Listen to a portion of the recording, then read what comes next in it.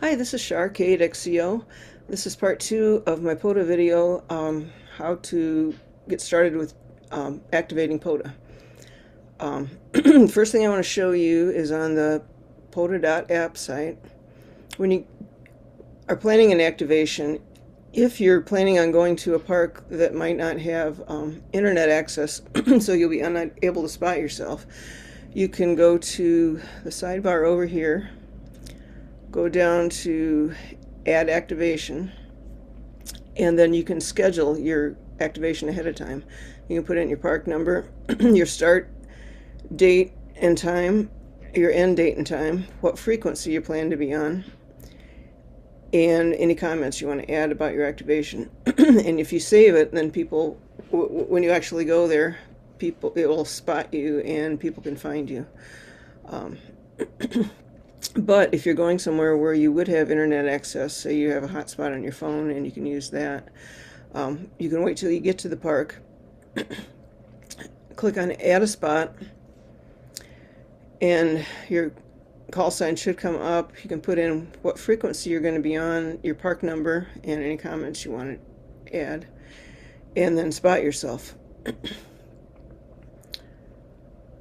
And once you spot yourself, you will appear here on the spot page, and you should be at the very top. It'll be in a different color, so I believe green. So you can see that it worked, and then people can find you. So to get started, first thing you want to do is find a clear frequency where no one else is. And a good tool for doing that is the Club Reverse Beacon Network, which is rmb.telegraphy.de. Go down here and find what band you want to be on. Today I'm planning on being on 20 meter. So I check that. Then you can scroll down and find a clear frequency where no one else is. And I see that 14046 is available. So I would tune my radio to that frequency, and that's the frequency that I would spot myself on the POTA site. But to be particularly careful before you get started, you should tune to that frequency and then send a QRL question mark.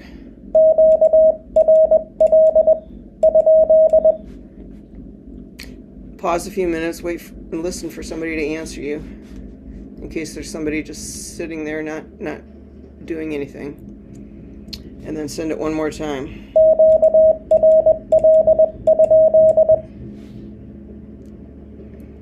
If you don't hear anything and there's nobody on that frequency that you can see, you're good to go, and you can go ahead and start calling CQ.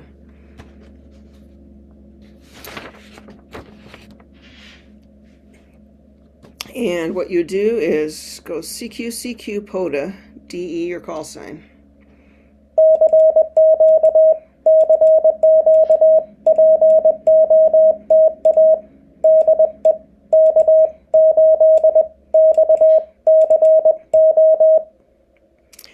And then hopefully somebody comes back to you with their call sign.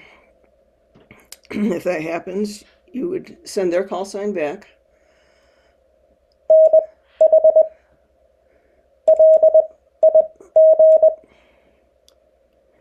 And say good morning or good afternoon or good evening. You are, and give them a RST.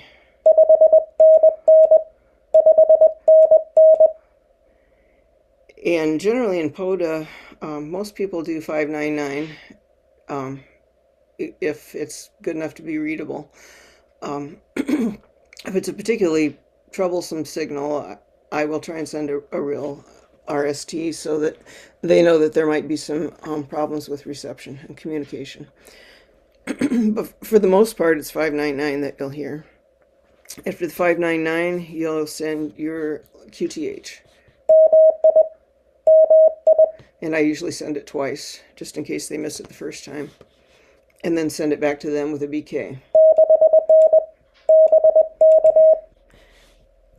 And they will respond with the same thing. Good morning, good afternoon, good evening. You are 599 and they're QTH.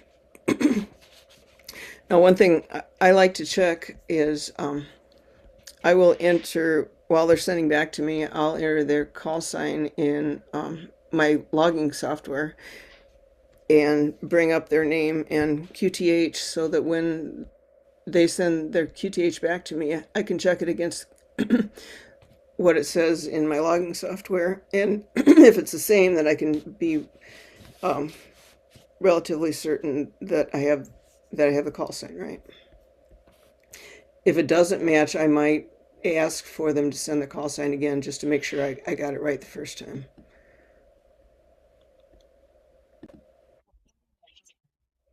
So after you hear their QTH, they'll also probably send a thank you. Either that or thanks. And then they'll send it back to you with the BK. And at that point, I would respond with thank you. 73. DE. My call sign. And an EE. And they would respond with an EE. And that's all there is to making a contact. Then you can put it in your logging software and log it, and you're good to go.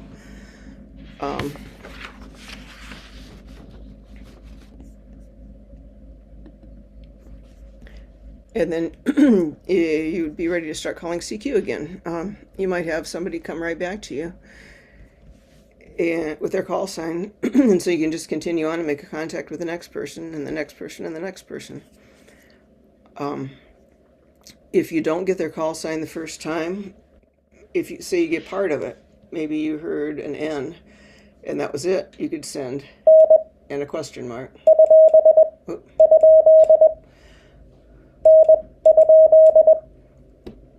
And then they would come back to you and give their call sign again, and maybe that time you only get the first 2 digits. And you can send that and a question mark. And you can keep doing that as many times as you need to get their call sign correct. The thing to remember is that they want to make the contact as much as you do, so they don't mind resending it, and they'll keep doing it as long as you need it so that you can get it correct and make the contact.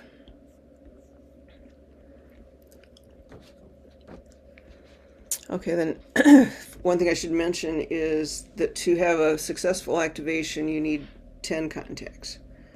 So if you don't get 10 contacts, you should still upload your logs so that people get credit for it, but it won't be a successful activation.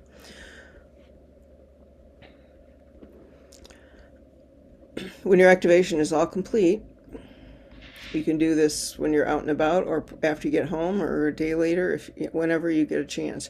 But the activator is responsible for uploading the logs. If the activator doesn't upload their logs, then nobody gets credit for it. And to upload your logs, you go down here toward the bottom, My Log Uploads. You click on the paperclip. Well, first you would need to create an export an ADA file from your logging software. I should have said that. And it'll show up in your files however you name it. Just name it so you can recognize it. You would click on that file, click on Upload, and it'll bring it into this box. You might have to, depending on your software, you might have to add the park number. And when you do, it will show you the name of that particular park, so you can make sure you have it right. It'll also show you the location of the park. It'll show you the date of the activation. It'll show you what type of contacts you had, whether it was phone, CW, or data, and the total. One thing I often do, if CW isn't going well that day, for the conditions aren't right for whatever reason, I might do FT8 contacts to finish out the activation. Or if phone works better, I might I probably wouldn't because I don't do very much sideband, but you could do some phone contacts to get your 10 contacts. You can mix and match them. It just has to be a total of 10.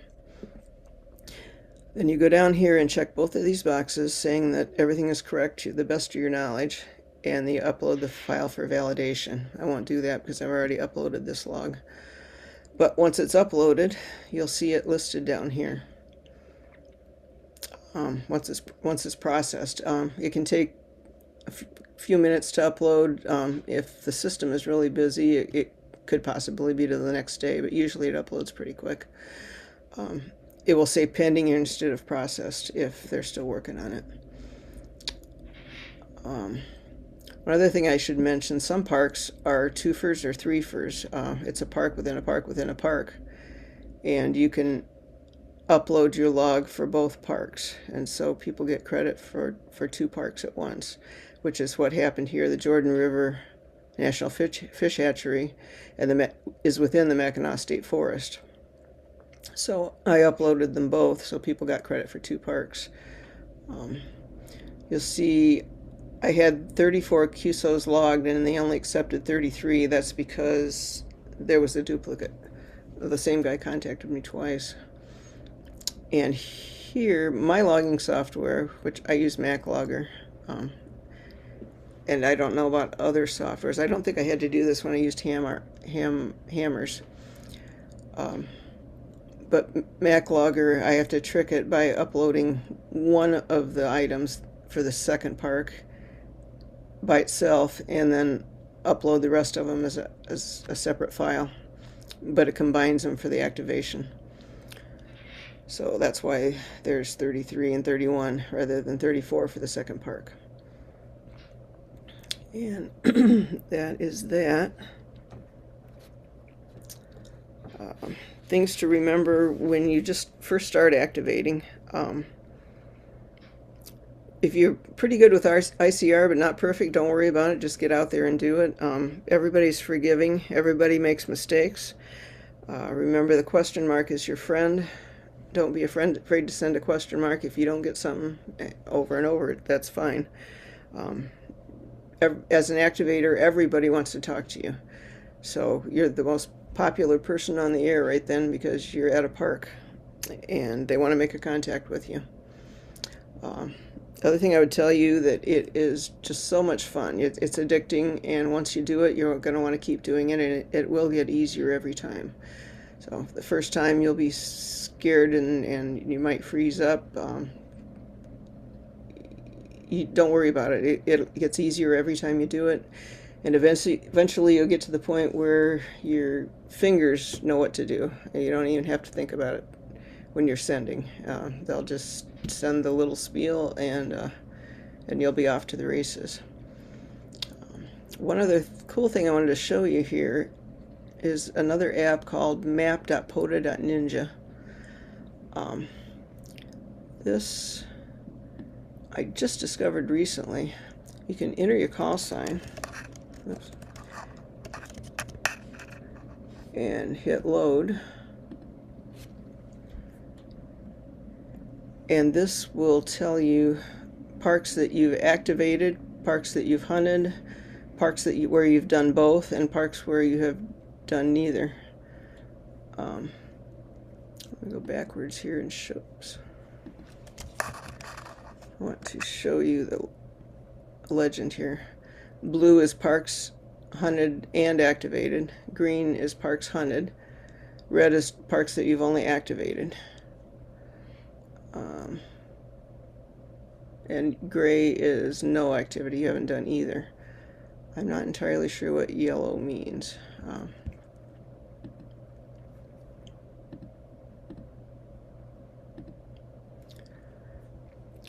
Alright, yeah, that's that. It's a pretty cool tool. It's nice to see what you have and haven't done, and you can find parks to go activate that you haven't done before.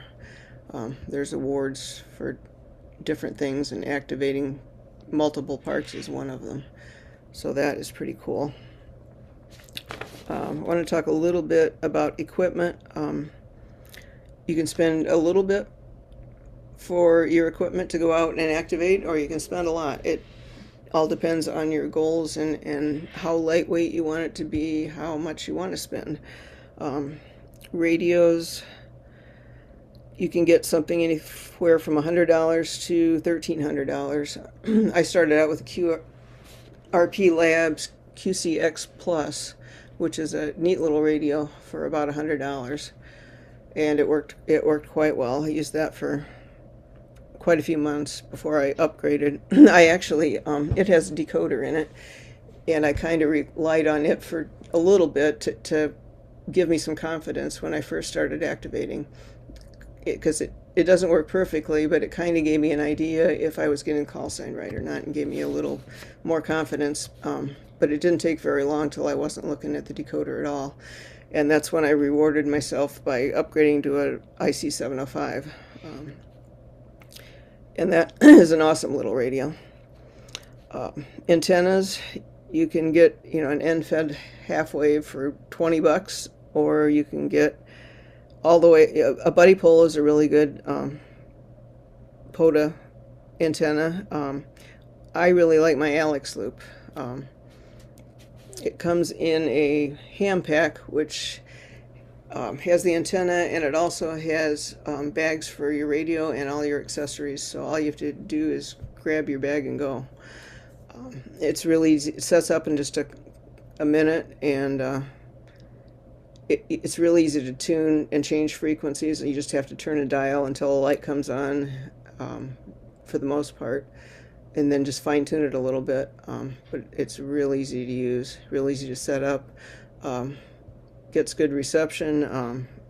I've gotten to South Africa with 10 watts. If it's hooked up to a battery, it's 10 watts. If not, it's 5 watts. But anyway, that's a great antenna. Batteries, you can get a $20 sealed lead acid battery, which is huge and heavy but cheap. Or you can get a Biano lithium ion phosphate battery for a couple $100. And that'll last a lot longer. It's a lot more lightweight. But there's a lot of other options in between. Those are just some ideas. And I think that about covers, logging software. You can use any kind of logging software to do your initial logs or your main log. Hammers is a real popular and real easy to use software program. I used that when I started out. Ham2K is a similar program that has recently come out. It's a little more complicated. You can use like N1MM, Log for Old Men. I use MacLogger because I take my Mac with me to log, so that works out well. So you can use any kind of software you want. If you want to log on paper, you can do that. You just have to enter your logs by hand in the POTA app or into your logging software that you use at home when you get back. So you can do any of that. And that's a brief overview of activating POTA. If you have any questions, leave them in the comments and I will try and get back to you. Thanks for watching. 73.